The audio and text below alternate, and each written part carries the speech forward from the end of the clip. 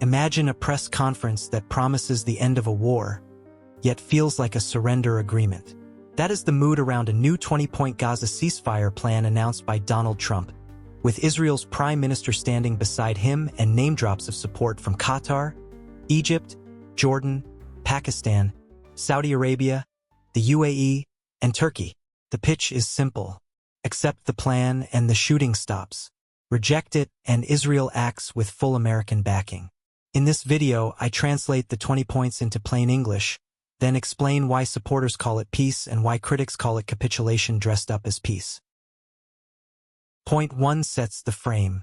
Gaza must be de-radicalized and made Hamas-free. All weapons gone. No tunnels. No armed groups. The idea is zero threat to neighbors. Point 2 promises reconstruction for civilians. Money goes to homes, hospitals, water, power, and roads, not to underground networks or weapons plants. Point 3 offers an immediate halt in hostilities if both sides accept. The text uses the word war, not clashes. Israeli forces pull back a little to allow a hostage release process. Notes in the analysis say roughly 70% of Gaza would still be under Israeli control at that moment. During this freeze, there is no bombardment and no ground operations from either side. Point 4 starts a clock. Within 72 hours, Israel and Hamas must publicly accept. Netanyahu signals alignment and urges Hamas to accept. Hamas says it is reviewing the document. Point 5 ties hostages and prisoners. Once all Israeli hostages are released, living and dead, Israel will release 250 Palestinians serving life terms and about 1,700 women and children detained after October 7th. For each Israeli confirmed dead, Israel returns the remains of 15 Palestinians who died in Israeli custody.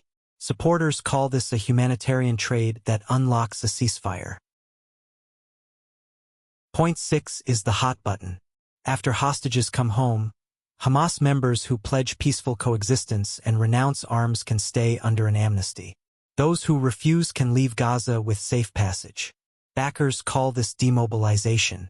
Critics call it a signature on defeat. Point 7 opens the gates to aid. Upon acceptance, large convoys enter Gaza. Food, water, electricity, hospital rehabilitation, bakeries, heavy equipment to clear rubble and reopen roads. The aim is mass relief. The subtext is control. Quantities and access are managed and measured. Point 8 removes local control over aid. Neither Israel nor the Gaza authorities will run the pipeline. The United Nations, the Red Cross, and partner agencies will handle logistics. A previously floated Gaza Foundation does not run it. That keeps aid neutral on paper and sidelines local actors in practice. Point 9 sets a transition government. Gaza is administered by Palestinian technocrats unaffiliated with Hamas or the West Bank's Palestinian Authority. International experts support them under a board of peace. Trump says he was urged to lead. Operational leadership points to former UK Prime Minister Tony Blair. His long Middle East role draws doubts because past initiatives delivered thin, slow results. Point 10 pivots to economics. A Trump economic development plan brings a panel of experts to deliver modern urban development branded as miracle cities. Arab partners and the United States facilitate investment, governance, and security frameworks. Jobs and hope are the headline promises. Point 11 adds a special economic zone with preferential tariffs. Critics say this looks like a Riviera-style coastal vision that can enrich investors while leaving ownership and agency for local Gazans unclear. In peace building, land title, permits, and local benefits are not details. They are legitimate. Point 12 addresses displacement. No one is forced to leave Gaza. Anyone who leaves may return. The plan says people will be encouraged to stay to benefit from new opportunities. If enforced, this is a key safeguard against demographic engineering. If not enforced, it becomes a hollow line. Point 13 hardens demilitarization. Hamas and affiliates have no role in rebuilding. All military infrastructure is destroyed and cannot be rebuilt. Permanent demilitarization is verified by independent monitors with international backing. Point 14 adds regional guarantees. Neighboring Arab and Muslim countries commit to prevent a Hamas rearm and to ensure Gaza does not threaten Israel. This externalizes pressure onto regional capitals, which may face domestic backlash if enforcement feels one-sided. Point 15 creates an international stabilization force. The United States works with Arab and international partners to deploy a long-term internal security presence during the transition. The ISF maintains order, supervises aid, and trains a new Palestinian police in consultation with Jordan and Egypt. It also helps secure border areas with Israel and Egypt. Any such force becomes the daily face of authority.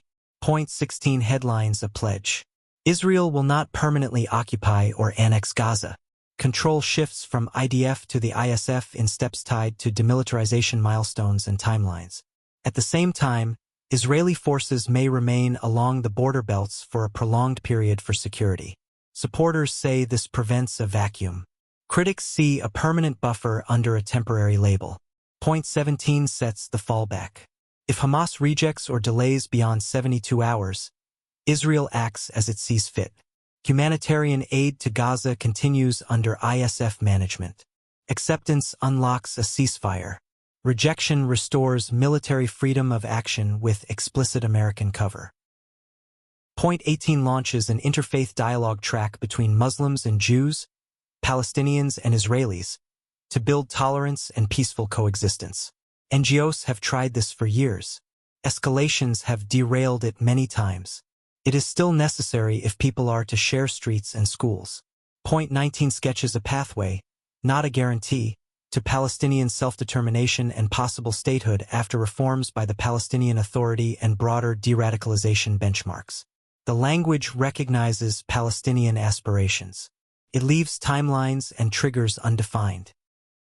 Point 20 assigns the United States as convener of political talks on a horizon for peaceful and prosperous coexistence.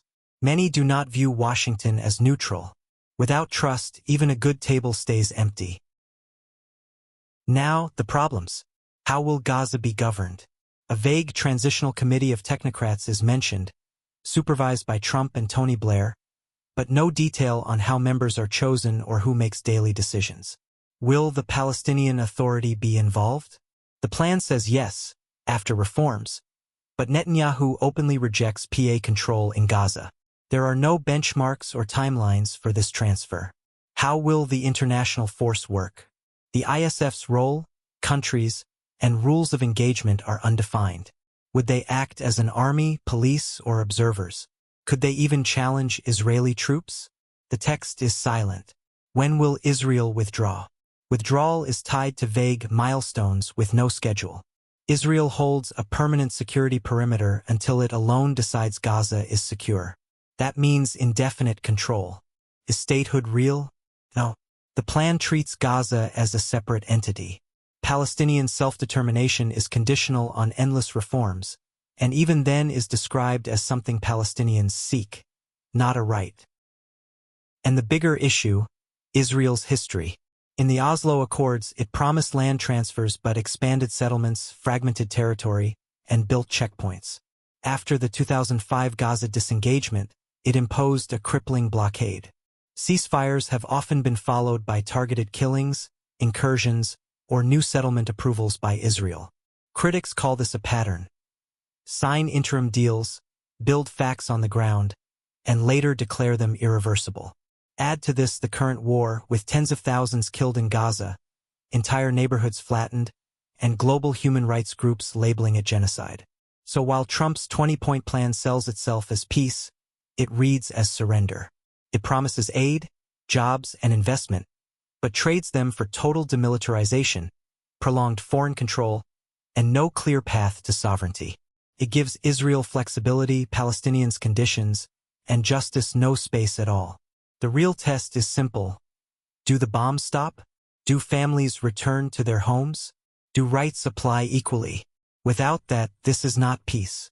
It is another broken promise waiting to happen. If this breakdown helped, share it with a friend who wants a clear summary of the Gaza ceasefire plan.